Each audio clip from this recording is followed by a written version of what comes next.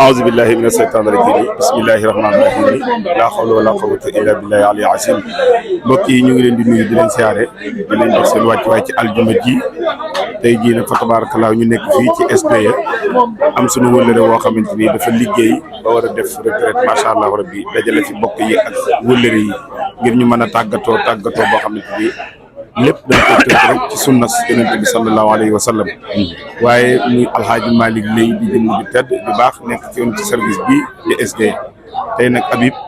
ñu yàlla dogal ñu daje fi ngir war a tàggatoo moom tàggatoo boo xamante ni rek ñu ne ko l'islam santaane tàggatoo boo xamante ni lépp ci njëkk lañ koy teg ak rafetal tey bii ñu daje fi nag ginnaaw bi ñu jàngee alxuraan bi ba nëppi war a waaj cérémonie bi ñu am kàddu yu gàtt yu bëggoon a rek nga seeranu ko ci moom ndax liggéey bi mu yoroon fii nekkoon ci wàllu commercial bi doon liggéey bu am solo boo xam féete woon na fa waaye amaloon ci njëriñ loolu jaami yàlla yi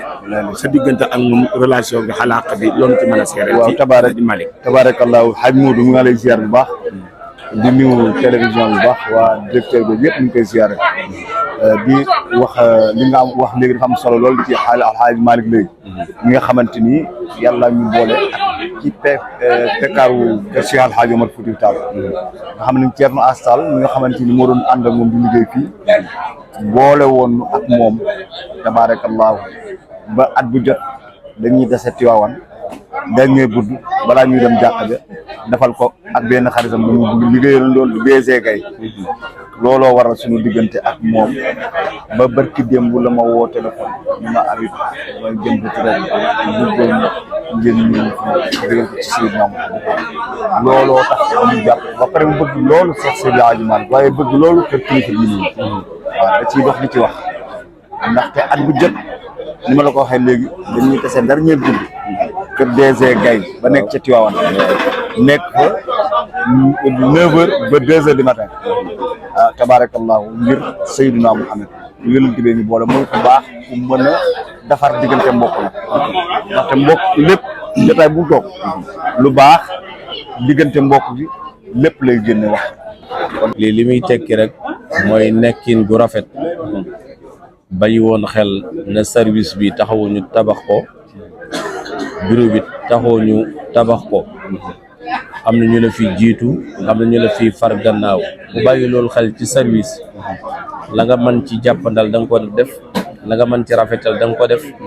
la nga mën ci liggéey bu sell da nga ko def gannaaw na moom yàlla di ko dimbale mu bokkoon ci directeur yi yàlla di ko sàmm ba mu xëy jeexal liggéeyam war a toog noppalu wala dem ci yeneeni fonction moom dañ koy santale yàlla ci li ko yàlla defal ndax bari na ko dugg ci service te àggale woo bari na ku nekk ci service te kenn sawarul la defal 20 d'honneur kon moom buñ ko sawara defal 20 d'honneur am na lu mu bàyyi woon xel am na lu mu bàyyi woon xel maa ngi fi ñëw en 1962 c'était au temps de la compagnie générale des eaux et d'électricité en 62 ci laa fi ñëw ba nu ko privatiser ko yóbbu ko SONES privatiser ko yóbbu waat SONES 2 heures privatiser waat ko yóbbu 2 heures ak benn muy SONES ñu ko bi ci mujj mooy CNO loolu lépp fekk na ma fi ma ànd ak ñoom ci sutura ak teraanga Lay mii nag dafa doon koo xam ne sama doom la man personnellement parce que fi la ma fekk def ma bàyyi def ma doyen lu muy def bala ma koo def dikk ba ci man ni ma Pa Mamour man kat nangam ak nangam ma teg ko ci yoon parce que kilifa dafa war a jiital ci dëkk bi laa juddoo fi laa màgge fi laa yoros sama baay mooy Alaji Grital Mbaye di ba jéwlu Thiès kon boobu am na nu muy demee noo xam ne man xam naa service bi maa fi jëkk bi ñu fi ñëw boobu temps yaabee 4 blanc ak ñetti olof man ni ci olof yi yàlla bokkoon kon boobu am na nu mu demee noo xam ne kon kër gi ñoo ko sañ bi kër gi bi fii mosoon am kii barbal la woon fii la jigéen ñi daan jaar ji dem marché loolu yàgg na kon ñun ñëpp ñoo fi bokkoon a nekk ci benn kii léegi nag dafa doon koo xam ne dafa neex dafa pour wax ci moom dafa yomb nit ku baax la nit ko xam teraanga la julit la ca wax dëgg yàlla yonent bi amul lu mu def fi ci dëkk bi ci lu baax. man maay Malick Mbaye man la sunu borom nattoo ci jamono yi ma jiite direction territoriale bu Thiès maa ngi leen di dalal ci DT Kajoor am ci mbégte mu rëy man ak njaboot gi ñu am kontante bu rëy ci wuyu si bi ngeen ñu wuyu si ci invitation bi ñu leen defal ngeen may ñu seen temps may ñu seen attention ñëw pour bokk ak ñun bés bi te itam mu nekk bés bu am solo lool ci ñun ndax yi muy indi ci symbole ñoo bari bi ci jiitu te ñu tàmbalee ko te moom la ñu tàmbalee ci suba mooy ñu jàng alquran ñaanal suñu mbokk yi fi jóge te ki gën a jëmmal loolu mooy sunu mag di sëñ Abdoulaye Dieng man mi personnellement miinantewuma ak moom ndax bi muy yëg si fii fekk na booba wuy ji na sunu borom waaye ci témoignage yi ma am ci waxtaan yi may waxtaan ak njaboot gi fii ci li may dégg mënees naa seede ne ku baax la woon mënees naa seede ne ku yaatu la woon mënees naa seede ne ku bëggoon a dajale njaboot gi la mënees naa seede ne ku nekkoon ak ñëpp la nekk ak mag ñi nekk ak xale yi nekk ak soxna yi maanaam ci li ma dégg ci ñuy wax ci moom ku exemplaire la woon koo xam ne ni mën nañ ko proposer comme royukaay ci gone yi mën ko proposer comme royukaay ci koo xam ne fekkante woon ak moom ci jamono kon ku mel noonu bu ñu koy sargal di ko ñaanal suñu borom ci kanamu njabootam ngeen ñëw bokk ko ak ñoom kon loolu dafay am solo lool ñu ci wéeruwaat di leen remercier waat ci mbégte mi di leen waxaat mbégte mi ñu am ci bokk bi leen yoon ndax sëñ Abdallah warul rek nekk koo xam ne dañ koy proposer comme ni ma ko waxee mu nekk royukaay ci nouvelle génération yi waaye esprit ak xolu engagement wam dafa war a doon loo xam ne dafa war a guider DT bi képp ku fi nekk esprit positif boobu te man li mu ci gën a neex mooy yaatal gi yaatu gi waaw y a aucune exclusion ci ay attitude am ci li ma xam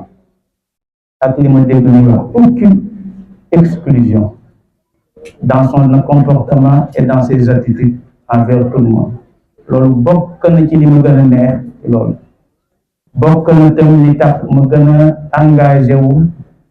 ci ànd ak yéen notamment ASC bi ci ñu mën a célébrer loolu pour que loolu ñu jëmmal ko ba ñëpp xam ko beneen bi ñu topp tam te ñu am mbégte lool ci bokk ko ci yéen mooy sargal gi ñuy sargal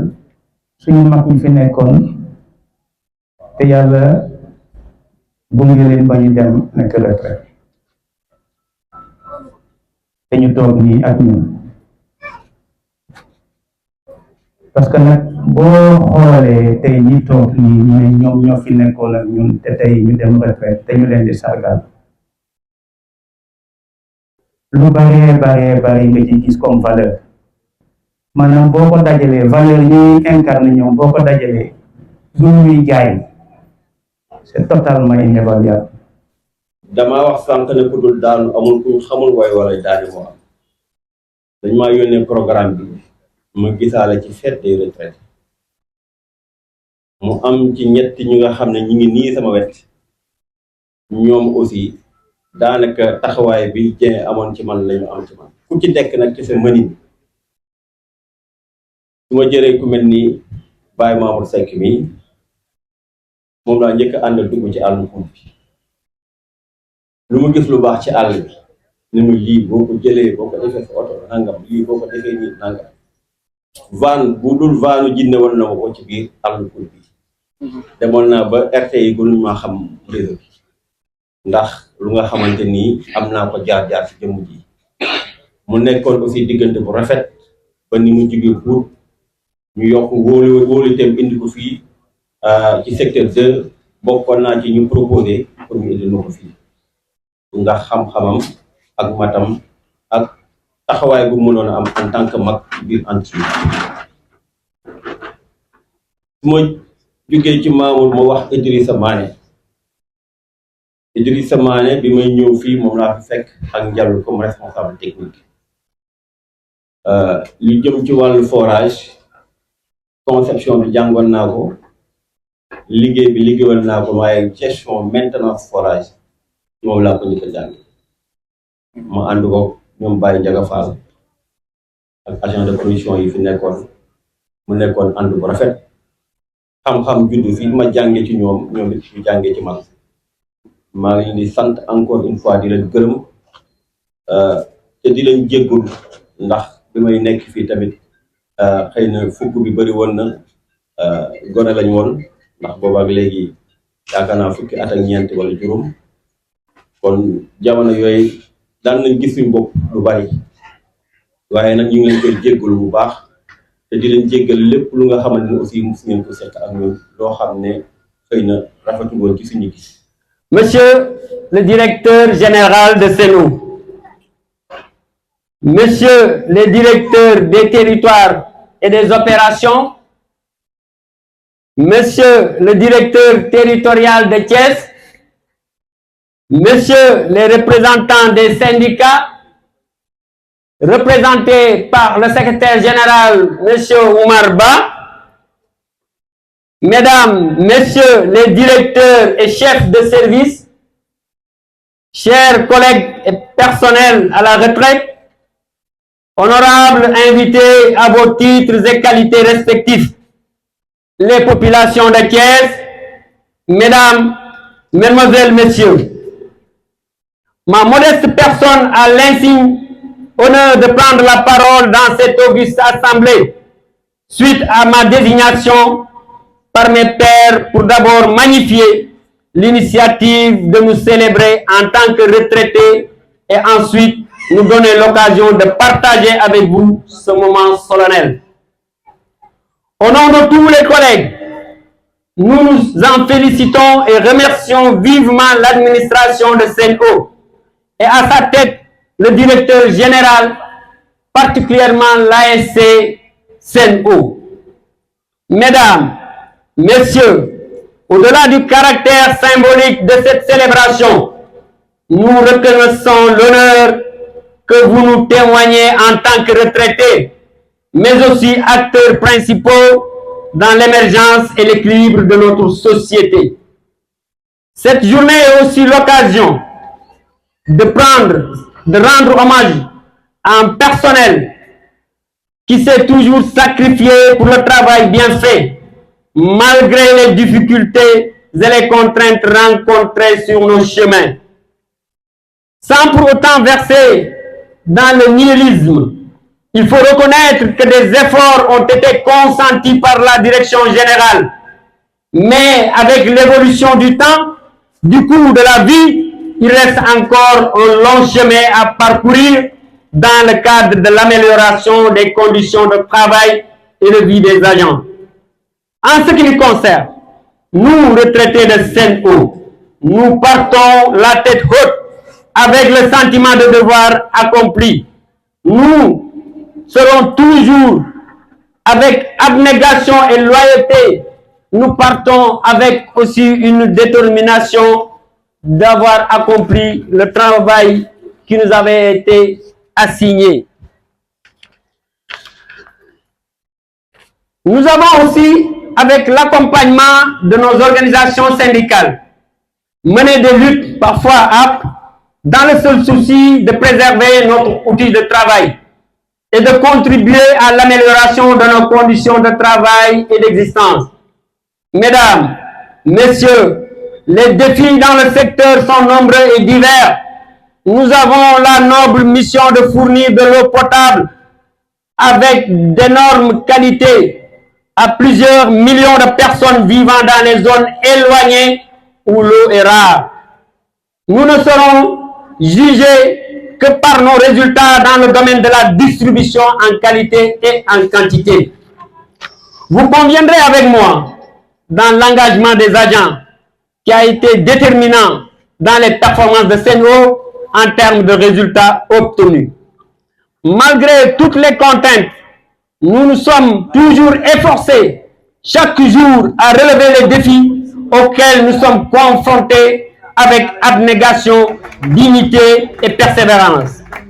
Car, comme le disait Martin Luther King, je cite, « La véritable grandeur d'un homme ne se mesure pas à des moments où il est à son aise, mais lorsqu'il traverse une période de controverse et de défis. » Fin de citation.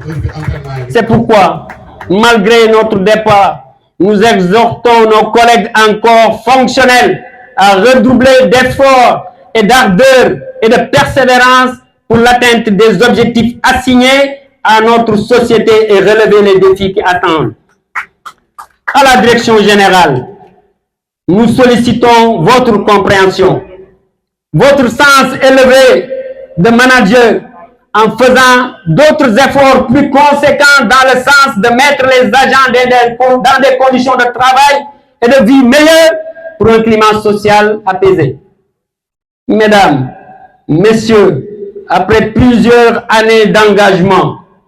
des services rendus avec succès, nous allons passer le témoin et nous reposer, même si on sait que c'est l'âge qui va à la retraite, mais pas l'esprit. Le monsieur qui me posait la question, à savoir, est-ce que El Hadji Malick Leye est déjà à la retraite? El Hadji Malick Leye n'est pas à la retraite, il est en retrait. Je voudrais, au nom de mes mandants, remercier nos épouses, familles et amis qui nous ont soutenus dans les moments les plus difficiles. Je ne saurais terminer sans remercier chaleureusement Monsieur le directeur général, Monsieur les secrétaires généraux, particulièrement le secrétaire général du SATES, Monsieur Omar Ba, ici présent, par ma voix. Tous les retraités vous souhaitent une bonne continuation et prient pour que Dieu guide vos pas et éclaire vos chemins. Mbokk yi, fi may jeexalee sama discours mooy fii nga xamante ne nii moom la Habib génn te ku nekk xam na ne kii ñu tax a daje fii tey ba ngeen boole waale ñu ci barkeem ngeen feete waale ñu remercier kii nga xamante ne moo jiite ASC bi ak ki nga xamante ne moo ci topp ci wàllu région bi ak mbooleem directeur yi nga xamante ne ñoo nekk fii ñuy nit ñu am valeur ay nit yu baax ay nit ñoo xamante ne nii yàlla moo leen jiital ñoom it ñu xam ne yàlla moo leen jiital yàlla mooy dogal ci lu ko neex ak ci ku ko neex wa yafalu fi mulki ma yasha. Ablaye Dieng nag ni ko Mbaye Yaram waxee buñ doon wax ci moom mën nañoo fanaan fii. Ablaye Dieng dafa génn àdduna ci kaw toolu xare. Nit la woon koo xamante ne ku baax la, nit la koo xamante ne woon ku yaatu la. maa ngi moom ànd nañ fii ay yoon di dem ba bi mu feebaree fekk naa ko këram jël ko pour mu dem rek défendre ay intérêt travailleurs. Nit kooku nag xol bu yaatu bi mu amoon, nit kooku nag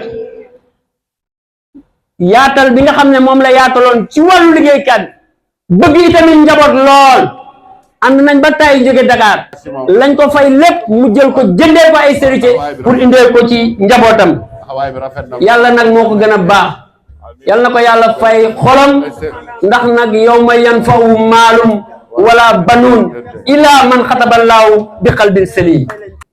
fee ñu jëm fee mu tëdd xolam rek ak jëf ju baax ji mu fekkoon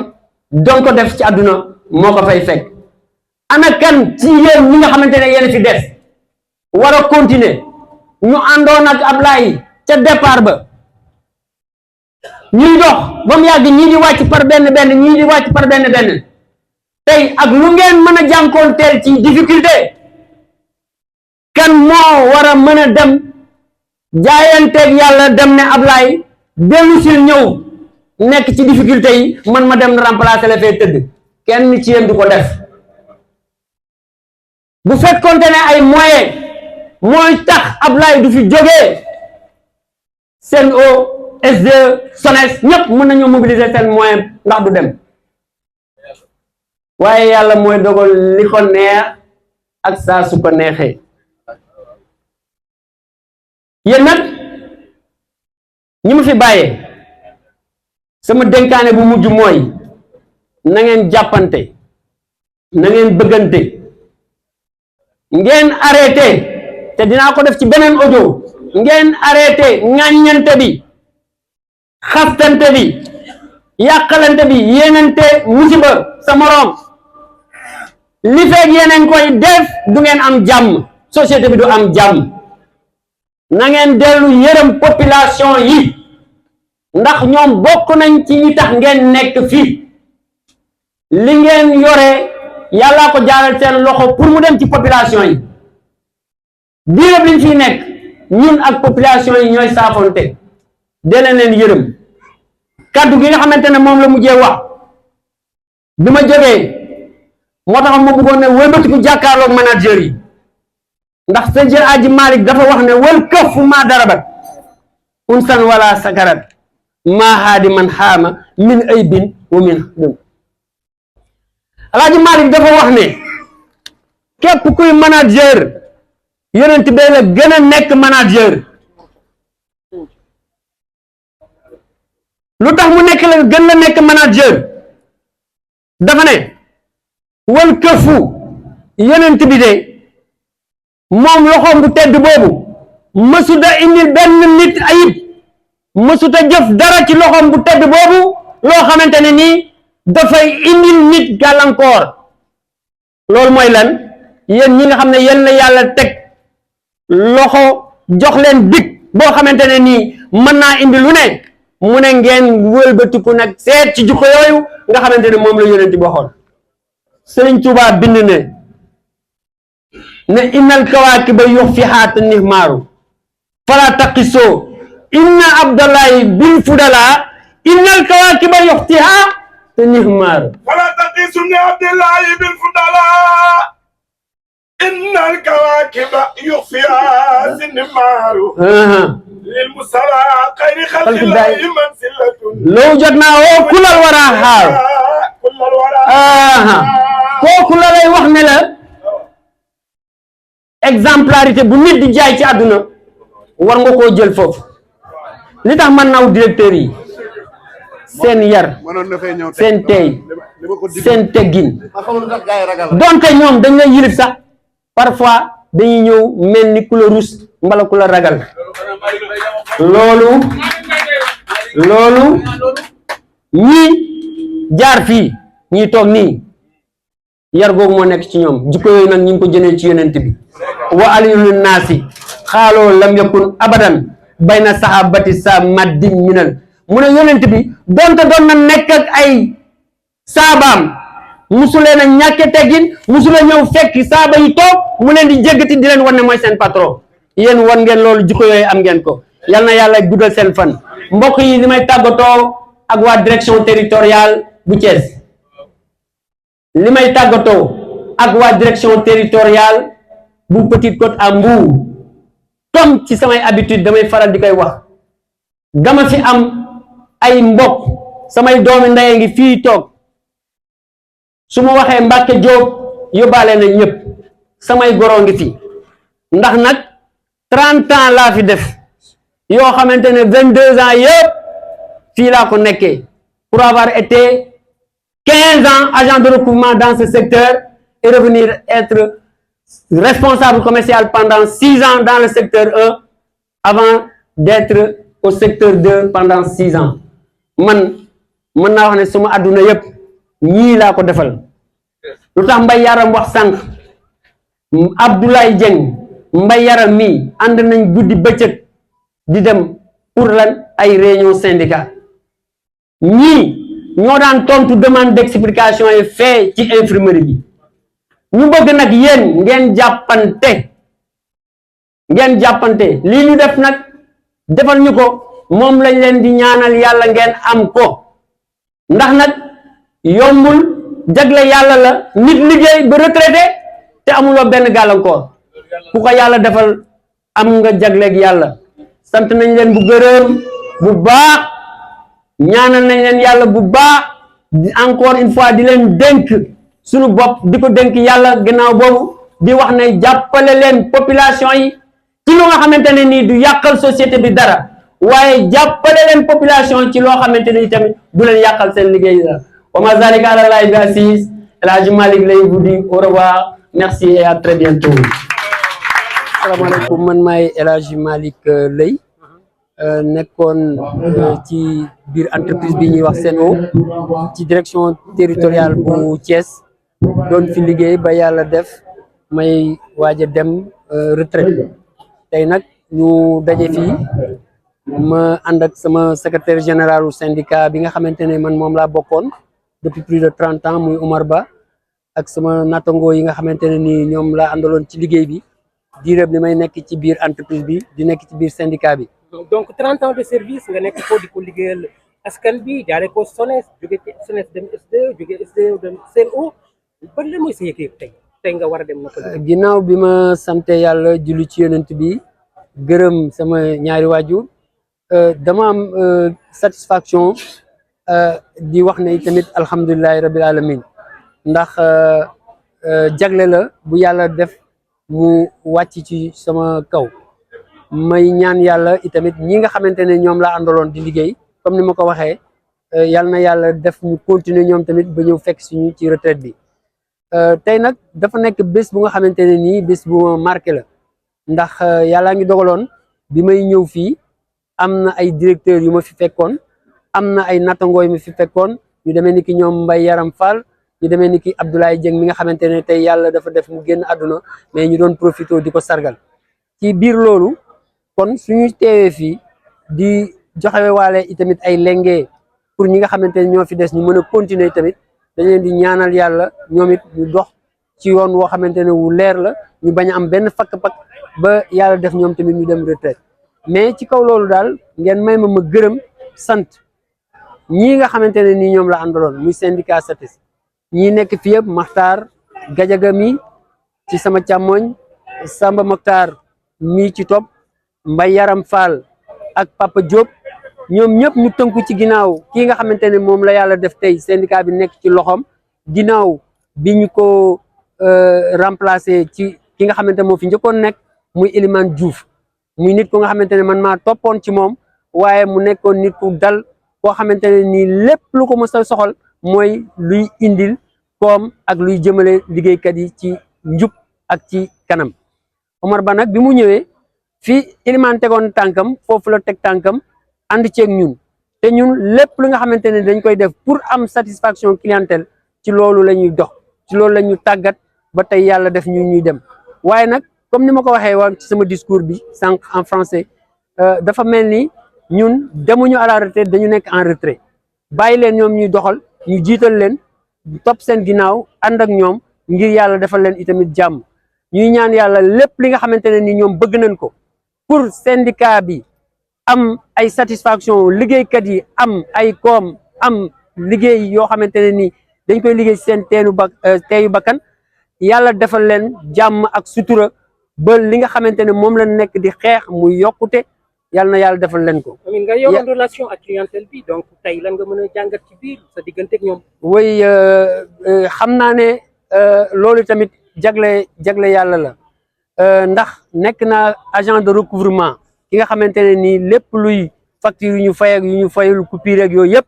jiite naa ko fii lu war a mat fukki at ak juróom ginnaaw gi laa ñëwaat defaat fukki at ak ñaar yoo xamante ne nii responsable commercial kon man sama dugg ci entreprise bi ba ma fi génn section commerciale rek laa mës a nekk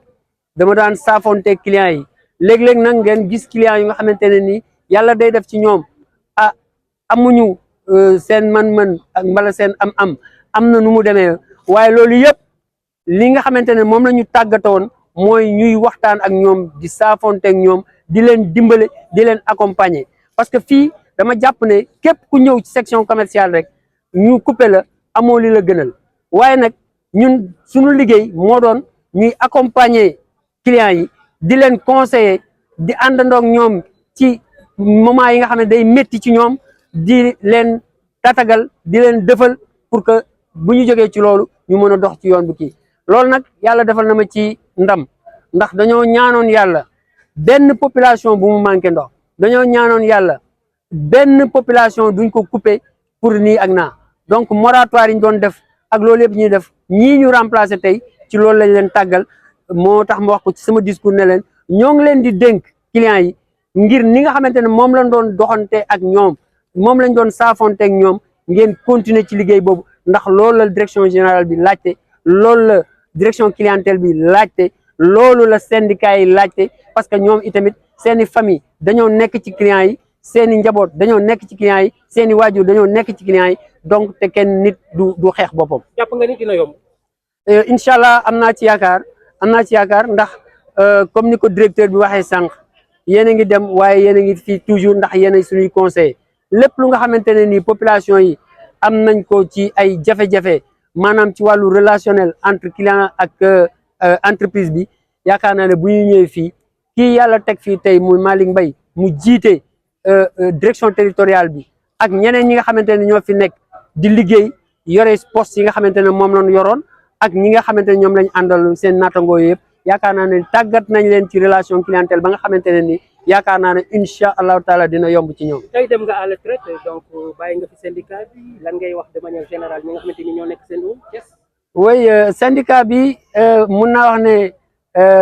dem naa waaye bàyyiwuma syndicat bi ndax loolu dafa mel ni dafa nekk ci sama deret te comme ni nga ko xamee yaakaar naa ne tey bu fekkente ne nii tey egsi naa fii ginnaaw yàlla syndicat bi am na lu mu ci joué ci man ci wàllu forger ma ba nit ma mën a taxaw wax ak ñu bëri te loolu formation yi nga xamante ne syndicat bi moo ma ko fayaloon moo ma ko ci yóbbu moo mi ci yóbbu woon loolu bokk na li nga xamante ne tey jii bu mu mënee taxaw ci mbooloo en dehors même de la relation clientèle bi nga xam ne moom laa wax léegi ne moom lañ ma jàngal syndicat bi am na lu bëri lu mu ci joué mais maa ngi seen wet maa ngi seen ginnaaw di leen xool ñoom ci ni nga xamante ne noonu la ñuy doxee te itamit yaakaar naa ne comme ni ko secrétaire général bi waxee Oumar Ba xeebuñu suñuy xalaat xeebuñu suñuy tegtal xeebuñu itamit suñuy idée ba nga xamante ne yaakaar naa ne dina yomb ci ñoom waaye dina yomb itamit ci ñi nga xamante ne ñoo ñu fi wut. Bon, je voudrais justement dire que aujourd'hui nous allons à la retraite dans un esprit de satisfaction morale et de devoir accompli. Nous sommes satisfaits d'avoir été pendant plus de 30 ans dans cette entreprise, dans différentes entreprises qui sont passées ici, je veux dire la SONES, l'ASDE et aujourd'hui SEN'EAU. C'est un esprit de satisfaction. Nous quittons la direction territoriale de Thiès pour aller à la retraite tantôt, mais j'ai dit dans mon discours en français que nous allons en retrait. Nous sommes en retrait. Et je profite de cette occasion pour remercier l'ensemble des collaborateurs avec qui j'étais dans les différentes sections commerciales dans le passé, mais également remercier le syndicat majoritaire de l'entreprise SEN'EAU, qui est le SATES, aujourd'hui dirigé par monsieur Oumar Ba, qui a remplacé l'honorable Eliman Diouf. Mais c'est pour dire que les remerciements vont toujours à l'encontre de tout le personnel, mais particulièrement à ce syndicat. Parce que ce syndicat m'a forgé, ce syndicat m'a encadré jusqu'à aujourd'hui. Comme je suis devenu un responsable, avoir un aura, avoir aussi une facilité de tenue de parole en public, Je pense que le syndicat a dû participer à la formation qui aujourd'hui m'a amené au CIM, n'est-ce pas, des syndicats de l'entreprise. Je veux dire,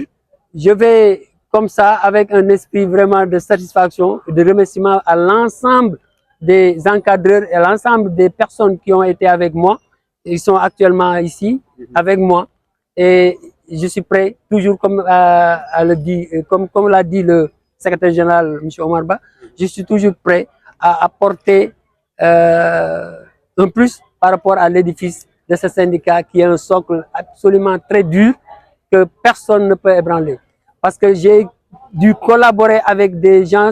avec des personnes très loyales, avec des personnes déterminées, qui ont des engagements vraiment formidables, des personnes qui sont vraiment honnêtes.